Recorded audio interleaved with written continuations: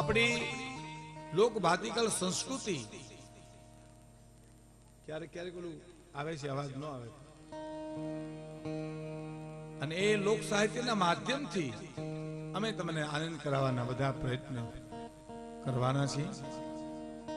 લોક સાહિત્ય એટલે આમ ઘણા અર્થ થયા છે એના, ઝવેરચંદ મેઘાણીથી માંડી અને બધા કવિઓ સુધી સ્વામીજી, પણ લોકોનું હિત જેમાં સમાણું હોય એવા સાહિત્યને લોક સાહિત્ય કહેવાય. લોકોનું હિત, જે ગીતમાં, જે દુહામાં, જે છંદમાં, જે વાર્તામાં લોકોનું હિત હોય, લોકોને એમાં સંસ્કારનું સિંચન થાય, એવા લોક સાહિત્યને, લોકોમાંથી આવેલું સાહિત્યને લોક સાહિત્ય કહેવાય. લોક ડાયરો એટલે અશોકભાઈ મને લેવા આવ્યા હતા, અમે વાત કરતા હતા, મનુભાઈ વડલીવાળા દરબાર મનુભાઈ, પછી રસ્તામાં અમે ખાતર રાજભાઈ બાપુને ત્યાં ગયા. એક ડાયો માણસ ગામડામાં ડેલીએ બેઠો હોય અને વાતો કરે ડાય ડાય, અને ગામ સાંભળે, ગામમાંથી બીજો એક માણસ બોલે અને ગામ સાંભળે, એને લોક ડાયરો કહેવાય. એને ડાયરો કહેવાય. એ હતો ડેલીમાં, ગામડાની શેરીઓમાં, પછી આવ્યો, પછી ચોકમાં આવ્યો, પછી નગરમાં આવ્યો, અને વિશ્વમાં લોક સાહિત્યનો ડાયરો ફેલાણો કે જેમાં લોકોના હિતની વાતો પડી હોય. હાસ્ય હોય તો એમાં હિત પડ્યું હોય, કરુણા હોય તો એમાં હિત પડ્યું હોય, એવું સાહિત્ય એટલે લોક સાહિત્ય. અને મારી પહેલા વક્તાએ કીધું, પરમ પૂજ્ય નારાયણદાસ સ્વામી, હું તો બહુ પરિચય જુનાગઢની હિસાબે, હા, આમ મારી લોક ભાષામાં કહું તો એવા મીઠડા સ્વામીજી છે, દરેકને ગમે સાહેબ, દરેકને સ્પર્શ કરે. પરમજી સંત સભા, સંત સંમેલન, સંત સભામાં દરેક સંતોને કેટલા રાજી કર્યા, અને દરેક સંતો અહીંથી ભાવ લઈને ગયા છે. જેનું ઉડાન છે સર્વ ધર્મને સાથે લઈ અને જેનું ઉડાન છે એવા પરમ પૂજ્ય નારાયણદાસ સ્વામી, એનું જે નિશાન છે, એની જે દોટ છે, એને જ્યાં જવું છે, એ આખી દુનિયાના વૈજ્ઞાનિક સાધનોને લઈ નવા યુગના નવા જનરેશન યુવાનોમાં લોક સંસ્કાર કેવી રીતે પડે એ શાસ્ત્રના આધારિત એને જાવું છે. પણ એનો નાતો, એનો સંબંધ તો શ્રી હરિની હારે છે, નારાયણના દાસ છે. એટલે એક કવિતાથી શરૂ કરું છું, પછી હું આપને આનંદ કરાવીશ. પણ કે હરિની હાટડી મારે રોજ હાટડી મારે રોજ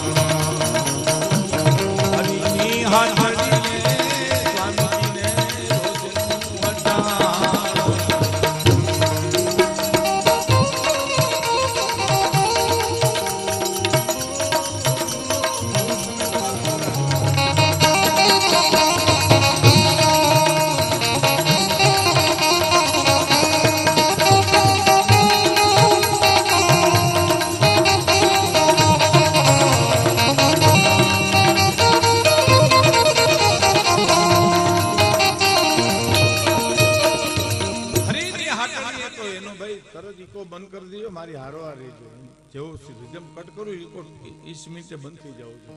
તો હું છે કેટલું આવ્યો જાય, થોડું મારી હારે રહેજો, નહીતર હું છે એનું પૂરું થાય મારું પૂરું થાય.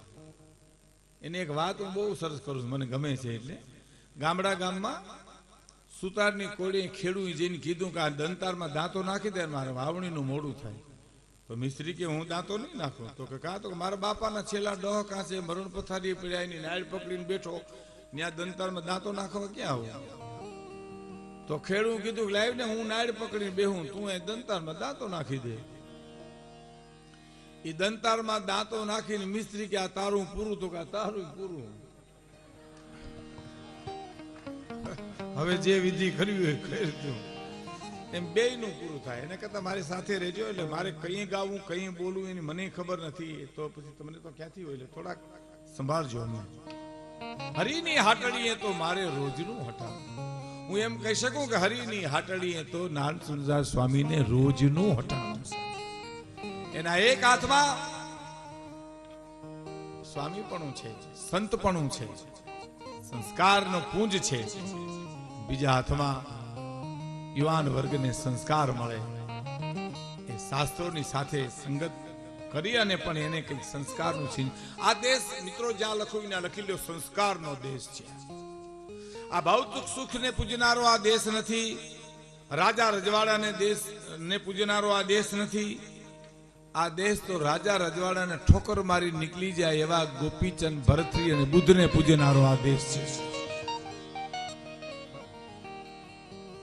આ દેશ સંસ્કારનો દેશ છે, અને આપણે ત્યાં સંસ્કાર ઈ જ મૂડી છે, બીજી મૂડી નહીં.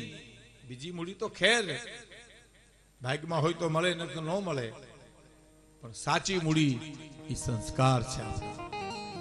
એટલે હટાણું એની હારે છે. હટાણું એટલે શોપિંગ પણ ઇંગ્લિશમાં કહી, દેશી શબ્દોમાં કહી તો અમારે રાજુલા હટાણે જાઉં. હટાણું એટલે ખરીદવા જાઉં, જે લેવા જાઉં. એ સંતોનું સંબંધ હરિની હાટડીએ છે. શું કામે છે? પેલી કડી સાંભળજો કે પૃથ્વી પવન ને પાણી જેને આપ્યા ઉલટયાણી. એક થોડો ઓછો રાખજો, થોડો ગાય તારે. પૃથ્વી પવન ને પાણી જેને આપ્યા ઉલટયાણી. પૃથ્વી પવન ને પાણી જેને આપ્યા ઉલટયાણી. તો સાંભળજો પેલી કરી. મારા પ્રભુએ મને મનુષ્ય દેહ આપ્યો છે, માટે પૃથ્વી આપી, પવન આપ્યો, પાણી આપ્યું, સૂર્યચંદ્રના તેજ આપ્યા. એ તો બધું બધા પ્રાણીઓને આપ્યા, પશુ પક્ષીને પણ મળ્યું ને. પણ માણસ એક જ એવો છે જેમાં બુદ્ધિ છે ને ખબર છે કે અમારી દીકરી છે, અમારી બેન છે, અમારી માં છે, અમારો ભાઈ છે, એ બીજામાં નથી સાહેબ. એટલે મને મનુષ્ય દેહ મળ્યો એટલે પૃથ્વીનો ઉપયોગ કરી શકું, સૂર્યચંદ્રના તેજના પ્રકાશનો હું ઉપયોગ કરી શકું. હે એટલે મારા પ્રભુએ મને પૃથ્વી આપી, પવન આપ્યો, પાણી આપ્યું, સૂર્યચંદ્રના તેજ આપ્યા. હે પૃથ્વી પવન ને પાણી આપ્યા ઉલટયાણી.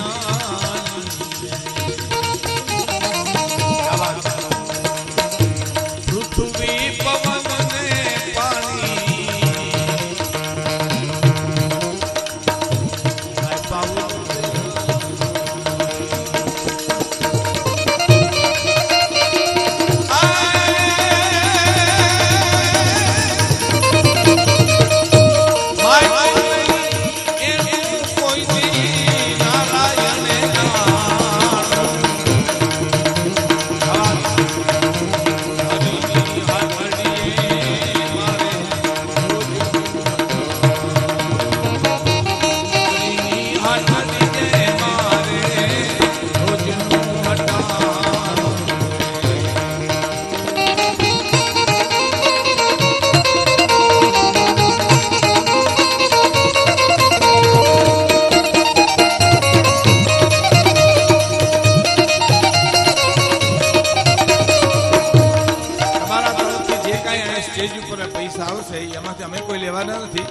સારા કામમાં, આ પ્રસંગમાં ગામ વાપરવાનું છે, એટલે અહીંથી અમે કોઈ લેશું નહીં, આપની જાણ ખાતર.